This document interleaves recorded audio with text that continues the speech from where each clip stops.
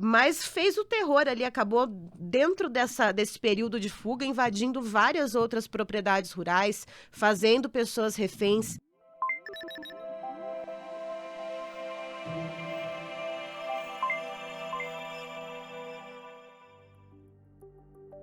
Olá você, começamos mais um episódio do podcast Artigo 144, esse podcast que traz então informações a respeito de segurança. E estamos aqui, claro, como sempre, na companhia do nosso especialista em segurança do agronegócio, Carlos Zumerli. Estamos aqui, Letícia. Sejam todos bem-vindos, bem-vindas. Nos acompanhem. Muita informação pela frente. O tema de hoje é segurança pública e segurança privada. Zumerli, primeiro vamos delinear um pouquinho quais são esses conceitos, né? O que é segurança pública e o que é segurança privada. Tá. Você está andando na rua, próximo à sua casa. Você está numa área pública ou privada? Se eu tô na rua, tô numa área pública. Perfeito. Você está dentro da sua casa. Para o policial entrar lá, ele precisa de quê? De 3 coisas. Ele precisa de um mandado de busca e apreensão, ou que você solicite a entrada dele, ou flagrante delito? Flagrante delito, ou seja, esteja acontecendo um crime lá dentro. Acertei as 3? Acertou 10. Pode trazer o diploma, produção, por favor. Obrigada. Mas essas são as 3 condições. Por quê? Então deu para você perceber a diferença entre segurança pública e segurança privada. Vamos levar isso para o campo, vamos lá para a fazenda. Se você chega lá na fazenda, ela é delimitada, você entra lá, o proprietário vai falar assim, essa é minha propriedade. É fácil. Proibida a entrada. Você vê essas placas. Propriedade privada, propriedade particular. Aí já está a definição. Você não vê isso na pracinha do município onde você mora. Aqui é propriedade particular, você não pode vir andar com o seu cachorro aqui. Muito simples essa definição. O que é público e o que é privado. Bem simples. Ou seja, se é simples, acho que é por isso que eu acertei, né, gente? Tirou o mérito da minha nota aqui, ó. Ela é inteligente, ela conseguiu. As 3 quem pode entrar e quem não pode, aí é interessante. Brincadeiras à parte, mas essa questão, Zumerli, dessa diferença, então, a gente está falando de um centro urbano, ok? Mas quando a gente trata da segurança para dentro da porteira e para fora da porteira, quais são as diferenças, assim? Porque tudo bem, a gente pode estar dentro da porteira, mas às vezes é uma propriedade extremamente grande. Nem sempre vai ter pessoas circulando, né, em grande parte dessa fazenda, dessa propriedade rural. Então, como que a gente faz essa delimitação? Como que a gente delineia essa questão da segurança em áreas que às vezes não tem ninguém circulando ali na propriedade? Perfeito. Hoje tem muito município que já está colocando câmeras em locais públicos. Por que ele está fazendo aquilo? Ele está fazendo aquilo justamente que é para ajudar a polícia a diminuir a sua abrangência, porque às vezes você tem um efetivo pequeno, mas você tem realmente um sistema que você pensa que é radar, e não é radar, você pensa que... Então eles estão vendo dentro de uma central, mas é um local público, ou seja, uma ação imediata da polícia. É tipo aquele conceito de cidades inteligentes que Exatamente. Tem nas entradas e saídas uma câmera que pega a placa do veículo, é isso. Sem ser radar, mas assim, que tá vendo o veículo que tá entrando, o veículo que tá saindo. Registra a placa, etc, etc. Ok. Porteira para fora. Porteira para dentro, primeiro, que as nossas extensões, elas são extensões, as propriedades são extensões enormes. Como é que eu controlo isso? Então aí, o que acontece? Olha que interessante, é muito... Aprendam isso. É um motivo também para você começar a eliminar as falhas. Você implanta um sistema de segurança, tá ok? É privado. Que tal se você, um acordo com os policiais, você levar o seu sistema de alarme para uma central onde a polícia monitora, o Copom da sua cidade, etc. E quando tiver uma ocorrência, você dá um alarme e a polícia vai e atende. Aí a polícia pode entrar na sua propriedade. Que aí Porque você está solicitando a presença dela ali. Exatamente. E, em princípio, está acontecendo um crime lá dentro. Então, aí você pode...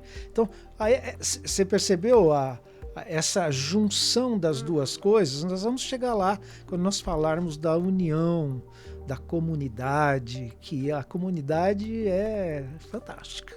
Isumeli, tendo essa noção da segurança dentro da propriedade, teve um caso muito emblemático no ano passado, inclusive acabou de completar um ano, né, em junho desse ano, aquele caso que vocês provavelmente que estão nos acompanhando vão lembrar, que foi o caso do Lázaro, que começou lá em Ceilândia, no Distrito Federal, com uma chacina, né, de uma família inteira numa propriedade rural, uma fuga que durou em torno de 20 dias, um efetivo gigantesco da polícia atrás. Cerco.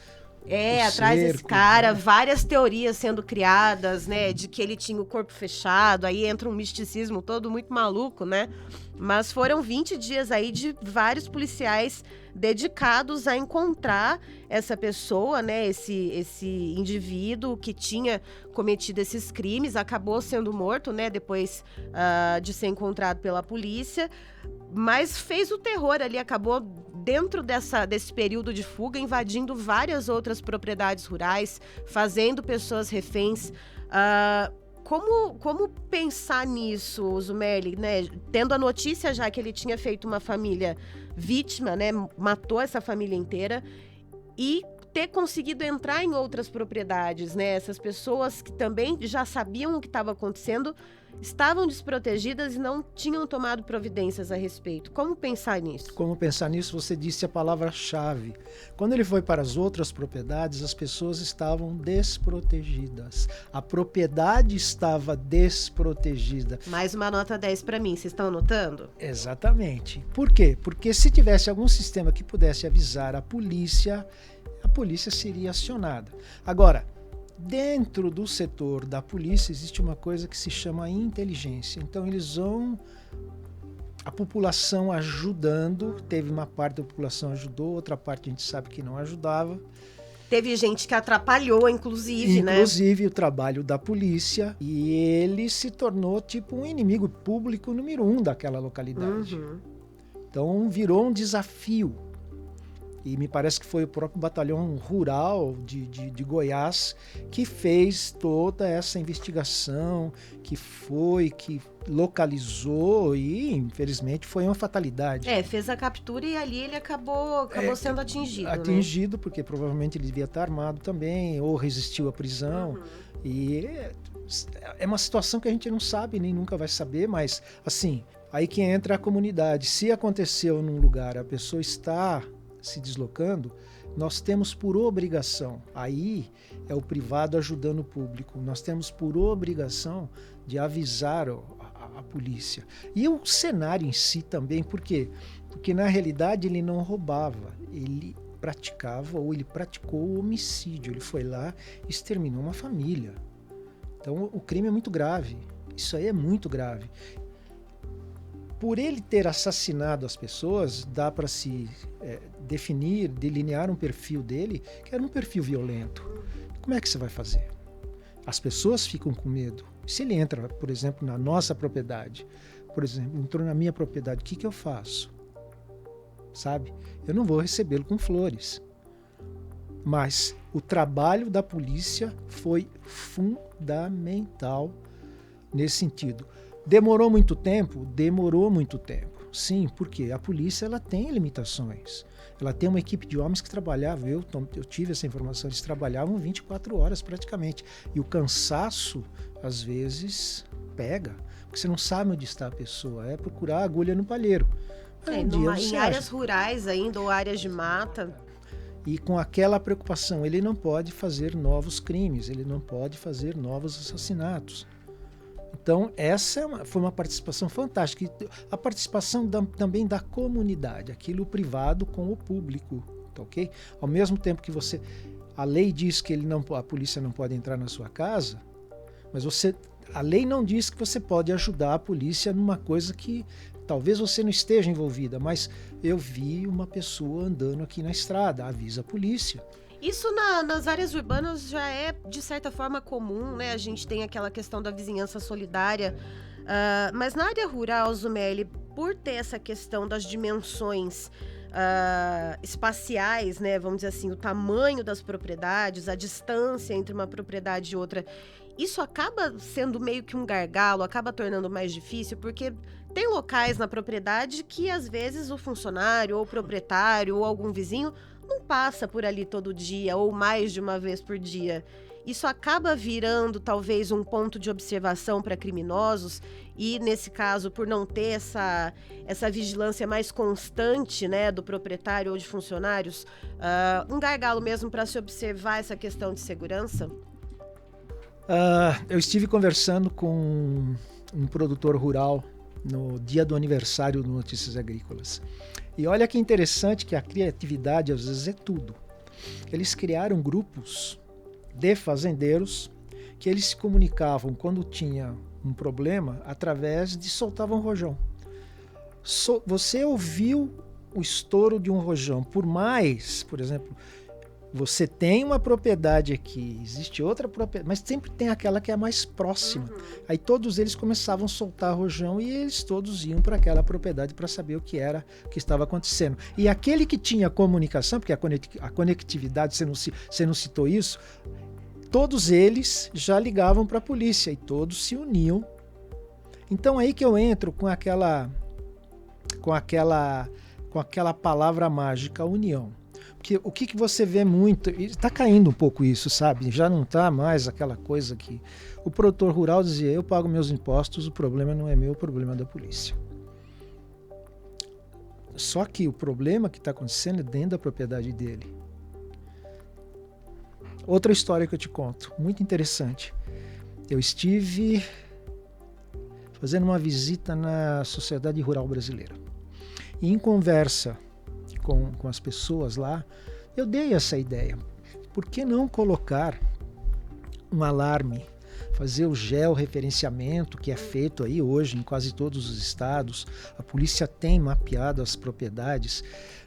Por que não colocar um alarme que a pessoa simples, não precisa ser uma coisa sofisticada, a pessoa aperta um botão e manda um sinal de alarme para uma central, para um destacamento policial. Um dos participantes da reunião me disse assim, lá onde eu tenho minha propriedade, para a polícia chegar lá, ela leva 3 horas. Então, como é que resolve isso? Em 3 horas, tanta coisa Pode acontecer. Então, por isso que os mais próximos precisam se unir e esperar, sim, 3 horas. Você tem condições. Você desestimula o ladrão. Então, nada mais é do que a integração da comunidade. Hoje, nas cidades grandes, nós temos, há muito tempo, nós temos os CONSEGs, Conselhos de Segurança, que é uma união da sociedade pública, da sociedade comum, dos moradores, civil, a sociedade civil com as polícias locais, que hoje também tem as guardas metropolitanas que ajudam muito.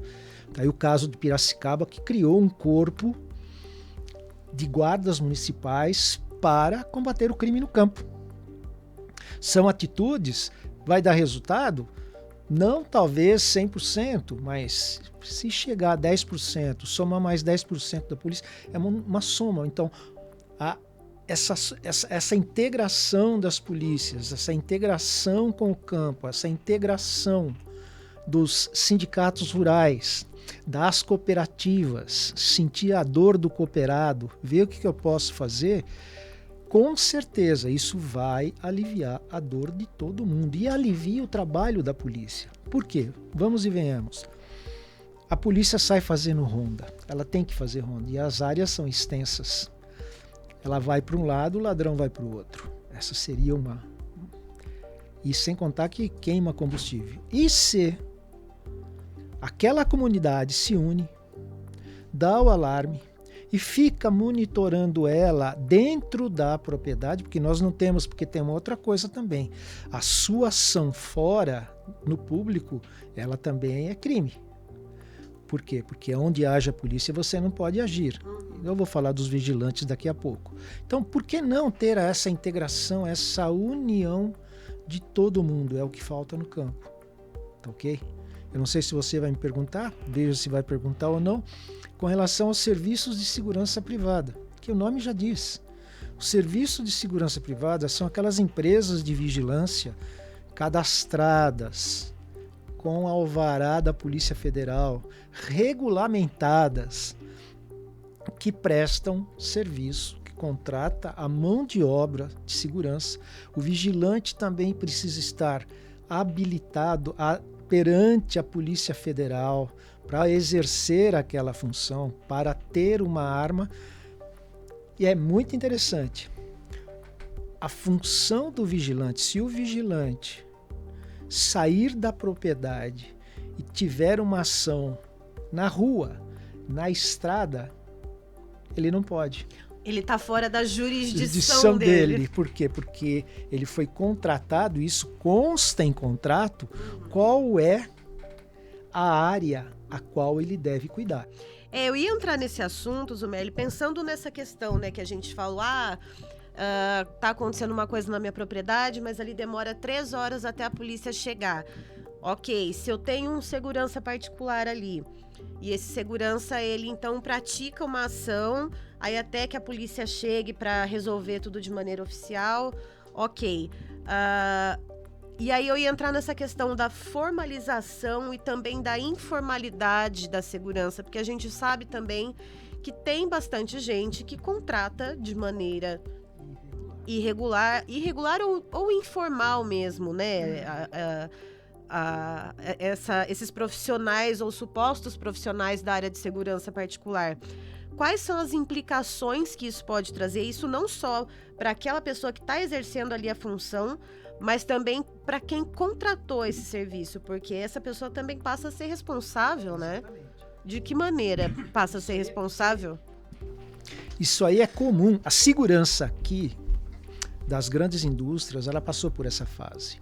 Então, usava-se os policiais militares ou civis na hora de folga. Até houve uma discussão muito grande se eles poderiam ou não poderiam. Parece que tem agora uma autorização especial que eles podem trabalhar nas horas de folga. Muitos deles formaram empresas prestadoras de serviço regulamentadas sem qualquer problema. Mas a gente vê o campo que é muito assim. O barato sai caro. Então o proprietário vai lá, ele contrata 2, 3 policiais e nos dias de folga eles fazem patrulha lá à noite na propriedade dele. Está regular? Não. Existe um contrato, porque assim, quando você contrata uma empresa de vigilância, você tem um contrato. Nesse contrato, define-se corretamente as responsabilidades. Tá ok?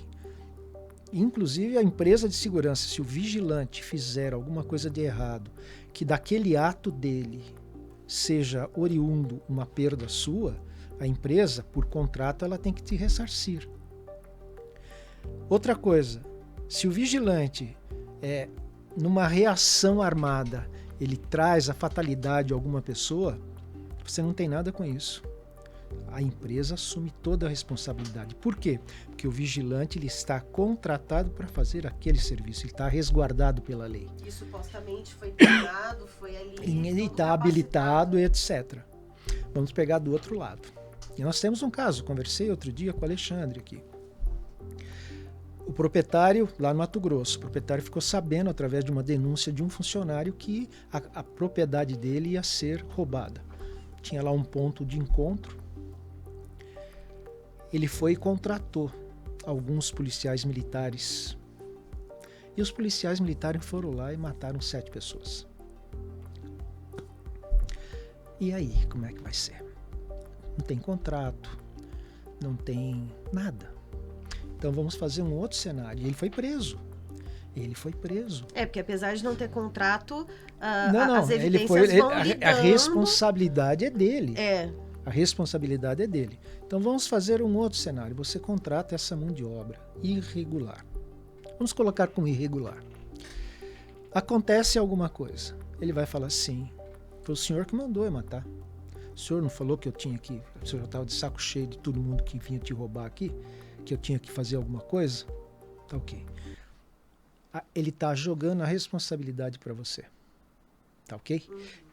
Você não tem amparo legal nenhum, você não tem um contrato, você não tem absolutamente nada, é tudo irregular. Esse também foi um tema que a gente discutiu. E se a arma que ele está usando não é a arma dele, é a arma da corporação para a qual ele trabalha? Mais irregular. Então você imagina, vai virando uma bola de neve. Então essa é uma situação que você pode... Tá ok? Vamos pegar o outro lado. Se você contrata uma empresa de vigilância e o vigilante vem a óbito numa troca de tiros com ladrões, a empresa para a qual ele está trabalhando, ela é responsável por toda a parte legal. Ela tem seguro, INSS, a viúva vai receber, a família não vai ficar desamparada. Então tem uma parte legal que está coberta, você está coberto. Você faz essa contratação irregular. E por uma fatalidade, um desses elementos, que é um policial militar trabalhando na hora de folga, militar, civil, seja lá quem for, ele vem a óbito. Quem vai ser responsável? Você. Você, se a viúva entrar com uma ação, você vai ter que pagar uma pensão ad eterno para ela. Porque ele estava trabalhando para você. E fica comprovado isso. A corporação para a qual ele trabalha vai dizer, não, peraí, ele estava de folga, não sei o que ele estava fazendo lá. Olha aonde você está colocando, aonde você está amarrando o seu burro. Por quê? Porque são situações bastante delicadas. Ah, mas comigo nunca vai acontecer. Acontece. Como eu sempre digo, não é o ideal, mas acontece. Mas acontece, sabe? Então são coisas que é bom sempre evitar. Então existe lei regulamentando a contratação dessa. Você pode contratar, leva para dentro da sua propriedade, você vai estar resguardado. É a melhor forma. Principalmente onde você não tem conectividade, principalmente dentro das grandes propriedades, como você citou. Então, aí entra nessa questão da formalidade e da informalidade, né? Do barato que acaba saindo caro, não só financeiramente, como no caso que você citou, né, Zumerli? Se essa pessoa acaba, se esse suposto segurança profissional da segurança acaba sendo morto ou sofrendo alguma lesão que o incapacite, né, você é responsável por arcar com tudo aquilo, seja tratamento médico, seja despesas com funerária enfim, e pensão para a viúva, ou até mesmo você pode ser criminalizado por algo que tenha acontecido. Exatamente, foi aquele caso do Mato Grosso. De repente, de um dos dois lados, você pode ser responsável. E tem também um outro lado muito interessante, que talvez o lado trabalhista. Porque hoje, quando você toma a prestação de serviço, ela já parte do princípio que você é corresponsável. Mas se você faz um contrato com uma empresa de prestação de serviço idônea, correta, mesmo que depois que aquela pessoa que trabalhava dentro da sua propriedade, mas para aquela empresa, ele sai e move uma ação trabalhista. Normalmente ele move contra a empresa e contra você. Se a empresa for idônea e estiver amarrada em contrato, ela simplesmente tira você da parte dela, da parte de réu, né, digamos assim, e ela assume toda a ação. Normalmente fazem um acordo nesses pontos. Então é uma dor de cabeça menos. Eu não sei exatamente, por exemplo, se você, na irregularidade, eles chegam para você, eu gostaria de ganhar um aumento. Como é que você vai fazer se não tem nada que regule, se as pessoas não estão ligadas a um sindicato, nada? Porque o aumento daquele que trabalha regular, ele é regulado por um sindicato, por um acordo, por um sistema. Ou vem até de uma política interna da empresa, né? Um plano de carreira, alguma coisa assim. Exatamente. A empresa, ela tem que... existe uma segurança com relação ao recolhimento de INSS, de fundo de garantia, que a empresa é obrigada a te mostrar, você entendeu? Então, e nos outros casos, como é que vai fazer? E se a pessoa vier reclamar com você, você vai correr para onde? Então, É muito difícil. Assim, é extremamente importante você ter tudo regulamentado. E uma notícia boa, no nosso curso nós fazemos uma mentoria com um diretor de uma empresa séria, uma empresa que ele vem explicar para nós. Até eu não sabia. Por exemplo, eu quero contratar de forma temporária a mão de obra. Eu quero ter um agente de segurança durante o plantio, a janela de plantio, porque eu vou estar trabalhando distante da sede. Então, como é que vai ser isso aí? Distante da sede, não tenho conectividade, mas eu quero aquela pessoa trabalhando só durante aquele período. Pode, hoje já se pode fazer isso. A empresa faz o contrato com você, é temporário, você tem o resguardo igualzinho como se fosse um contrato, por exemplo, indeterminado, mas terminou aquela fase, recolhe o acampamento, eles vão tudo embora tranquilamente. Então a segurança privada é muito importante. Então, olha o boi que a gente está dando aqui para você que está nos ouvindo. Temos o curso de segurança nas propriedades rurais, que é aqui, ó, dominado e ministrado e orientado por esse profissional, por esse especialista que é Carlos Merli. E vocês já pegaram o tanto de dica que ele já deu aqui nesse espacinho de tempo que a gente está falando sobre contrato, sobre a informalidade, sobre a importância da formalidade.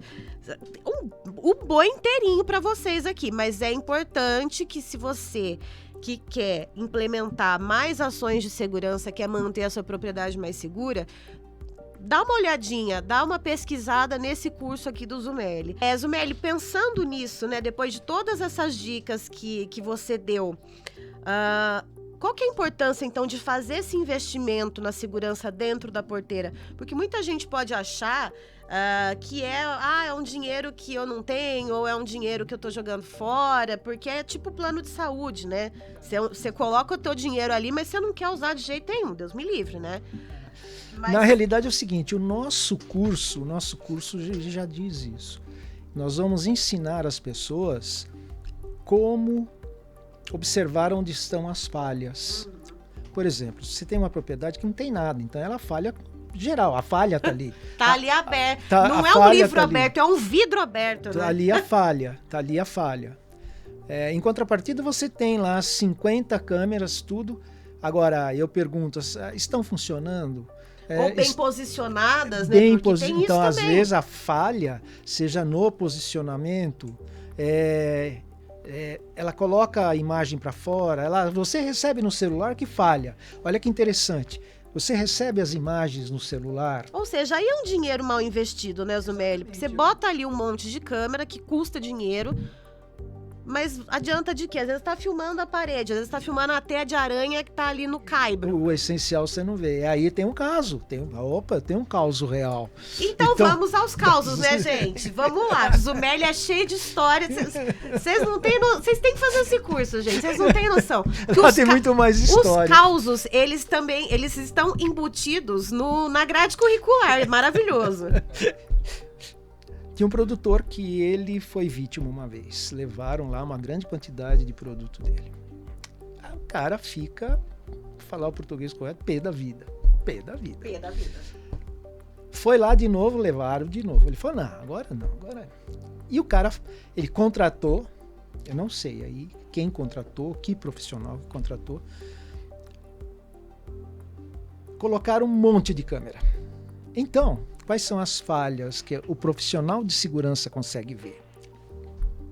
As falhas são as seguintes. Ele contratou aquele monte de câmera, passou um mês, os ladrões foram lá com câmera e tudo, fizeram o chauzinho na câmera e foram lá e... A ousadia da serpente, né? Exatamente. Mas eu tenho câmera, porque não houve uma análise das falhas, por exemplo. Aonde que essas câmeras estavam sendo gravadas? O ladrão sabia, ele foi lá, destruiu o PC de gravação. Acabou, ele sabe, isso ali. E não tem outro, mas vamos recuperar o HD para ver se vê a imagem. Não, ele sabe como fazer. Então, essa análise das falhas que precisam ser feitas. Não adianta você gastar assim, vamos falar o português correto, um mar de dinheiro. E o vendedor de câmera, ele quer vender câmera. Se ele chegar lá, se você falar, põe 1000 câmeras, ele vai colocar 2000, porque você vai concordar com ele. É lógico que o número é exagerado, mas ele quer vender câmera. Por trás disso tudo, você tem que analisar o que é necessário e o que não é necessário. Você quer ver um outro caso real? Foi com relação ao alarme. Os alarmes, normalmente, você tem o alarme, é um botão de pânico. Hoje você pode ter um aplicativo, você tem um botão, às vezes o alarme é ligado sem fio num processador, que ele vai jogar o sistema. O alarme, a função do alarme é jogar pôr para fora da propriedade um sinal de alerta. Você na sua casa, na polícia, numa central de segurança, você recebe um alerta que você apertou aquele botão, ali você está em pânico. Tanto é que chama botão de pânico. E o botão de pânico ele tem um procedimento. Isso é default, isso aí. Então o operador, normalmente, ou se você tem na sua propriedade e você manda para minha casa, eu vou ligar para você e nós temos um código. Tipo uma palavra de segurança, um número. Então é pré-definido isso aí. Então você vai atender o telefone, você está sob pressão, está tocando meu telefone. Se você não atender, eu já vou entender que você está sob pressão. Se você atender e você falar, tá tudo bem aqui, não, fica tranquilo, tá tudo bem, e você não me falar a palavra, eu vou entender que você está sob pressão, tá ok? E esse tipo de sistema, ele precisa ser testado periodicamente. Eu cheguei na propriedade, fui lá fazer... tem botão de pânico aqui? Nós temos... A pessoa bate no peito. Nós temos botão de pânico e tal. Okay. Vamos fazer um teste? Vamos. Sem falar nada para a empresa, nada, você aperta o botão. Aperta. Marquei no relógio. E vamos. Deu 1 minuto, 2 minutos, 3 minutos, 5 minutos, 10 minutos. Eu falei, vamos dar mais uma volta, não sei o que. A pessoa esperando a ligação naquele número de celular que ele informou. Passou meia hora... nada. Você está vendo como a falha está aí? Então essas coisas, aí existe essa falha. Acontece um incidente. Você vai dizer que o sistema de segurança não funcionou, mas você não fez a coisa correta. Se você faz a coisa correta, você checa para ver se seu sistema está com falha ou não, porque esse sistema, que nem máquina, ele pode falhar. Então você tem que estar constantemente testando. E lembrar que às vezes que por trás daquele sistema tem um ser humano operando, né? E o exatamente, ser humano é falho também, o ser né? humano ele é completamente falho. Então são coisas que você tem que trazer para o lado da segurança privada, que é responsabilidade tua. Lembrando que é responsabilidade tua. Lembrando o artigo 144. O nome do nosso podcast. Vai, recita, Zumelli.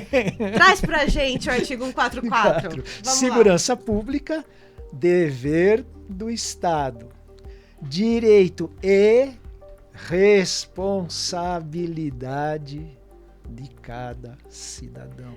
Olha, gente, daqui a um tempo eu vou conseguir decorar esse 10 artigo. Pra mim, então? É 10 pro Zumelli. Agora quem ganhou nota 10 foi ele. E um dia eu ainda vou decorar o artigo completo para poder recitar com um sorriso no rosto e também ganhar nota 10 nesse quesito. E note bem, no artigo 144, quem quiser pesquisar, dá uma olhadinha, tem todas as funções de todas as polícias. Lembrando que é o 144 da Constituição Federal. Não é do Código Penal, tá? Não é do Código Civil, exatamente. É da Constituição. Você for lendo para baixo, você vê lá o que a polícia fez, qual a atribuição e responsabilidade da Polícia Federal. Vai até bombeiro, as polícias estaduais, a Polícia Civil, tem todas as atribuições e responsabilidades. E nenhuma delas, eu tenho certeza, eu já li, nenhuma delas está lá. Polícia é responsável pela segurança da fazenda do seu José, ou a fazenda do seu Carlos. Né? Isso também, bom, essas funções das polícias, das forças policiais é uma prosa para um outro episódio, e eu queria encerrar, Zumelli, com essa questão do senso de comunidade. Você citou aquele caso do rojão, uma solução extremamente simples, barata, né, que em casos, por exemplo, que você tem uma conectividade mais deficitária, né, em áreas muito grandes ou mais afastadas de locais que têm antena, é algo extremamente simples e barato. É claro que não vai se resolver com isso, com esse tipo de solução tão simples, mas fala um pouquinho sobre essa importância dessa questão de comunidade, o que falta agora, hoje em dia, é uma questão cultural, essa união entre os produtores rurais, ou essa dificuldade da distância, da conectividade mesmo? Eu participei pessoalmente, eu já contei várias vezes, em Ipameri, nós fomos fazer um trabalho de segurança lá, junto ao Sindicato Rural, e nós chegamos à conclusão que precisava criar um grupo, isso em 2014, 2016, já faz algum tempo. Necessitava, porque tem os grupos de WhatsApp, né, do sindicato, mas é que a gente sabe para que serve. Mas precisava de um grupo e nós fomos para lá, nós criamos um grupo de WhatsApp do sindicato com relação à segurança. E nós fomos conversar com, na época, um major comandante da Polícia Militar lá. Ele falou assim, você poderia colocar o número do celular aqui da minha central junto nesse grupo? Por quê? Porque qualquer suspeita que surgir, peçam para entrar em contato que nós vamos checar. Olha aí a união. Olha, a proatividade, né? A proatividade, a união. Então criou-se, era muito comum, sábado à noite, tem um carro, eu lembro de um Gol preto, tem um Gol preto aqui parado em frente da propriedade, vai a polícia, os caras fogem. Que então, aquilo, se você mora naquele lugar, se você tá lá há muito tempo, você sabe o tipo de movimentação que tem, o carro que o teu vizinho tem, né, Zumelli? Exatamente, você sabe quando é uma pessoa suspeita. O segundo caso, isso eu não participei, mas veio de um aluno nosso. E na localidade dele, onde ele mora, aqui no interior de São Paulo, já se criou também a mesma coisa. Tanto é que nós fizemos um evento para apresentar uma solução em tecnologia de segurança. Ele falou, eu posso convidar o meu pessoal que participa do grupo? Pois não, que participe, ou seja, aquele grupo daquela região, com polícia, com todos membros do sindicato, aí entra quem quer. Sabe, acho que um grupo desse ele não tem conotação política também. E nós tivemos no nosso, não podcast, mas na nossa live, nós tivemos pessoas que não estavam relacionadas com o curso, mas que estavam interessadas, ou seja, você percebe que a comunidade está se mexendo, a comunidade está se unindo cada vez mais. Tem outros lugares. Mato Grosso, me parece também, criou-se a polícia, cria a polícia rural faz o georreferenciamento, vai no sindicato. Quer ver interessante? O sindicato rural fazer palestras de segurança para um evento especial, um dia de campo, levar o tema segurança para os cooperados de uma cooperativa. Leva uma pessoa da área de segurança para fazer essa palestra. Fala-se de segurança. Nós temos que deixar bem claro também que eu descobri uma coisa que não é a segurança do trabalho, não é aquela que corta a mão. Hoje eu vi no LinkedIn um treinamento especial para as pessoas que estão trabalhando agora na colheita eu não vi bem, eu não prestei muita atenção, mas leva um risco no acidente do trabalho. Não, nós estamos falando da segurança do patrimônio. Nós estamos falando da segurança das vidas que estão sob o risco de roubos e furtos, tá ok? Então, basicamente é isso, falta essa união. Na hora que você começa a se unir, o ladrão começa também a pegar outro rumo. Você demonstra isso para ele, tá ok? Assim e nós vamos... Vai criando uma rede de proteção. Vai crescendo uma rede de proteção, vai trocando figurinha, eu conheço uma cidade aqui próximo daqui de Campinas, que é Indaiatuba, que ela tem todo aquele processo de câmera na entrada, câmera na saída, etc, que já está com vinhedo, já está com valinhos, ou seja, ela começou a crescer. As cidades vão se comunicando. Se comunicando. O campo também tem que ser a mesma coisa. Difícil, sim. Mas não impossível. Principalmente os pequenos produtores, que são os mais afetados. Eles precisam estar sendo envolvidos nesse processo de segurança, nesse processo comunitário. Tá ok? Essa era a minha mensagem. E assim, então, com essa mensagem, com essa, então, aula de Carlos Zumelli, a gente termina mais um episódio do podcast Artigo 144. Eu sou Letícia Guimarães, esse é Carlos Zumelli, nosso especialista em segurança do agro, e a gente volta então no próximo episódio com mais informações para você. Até lá!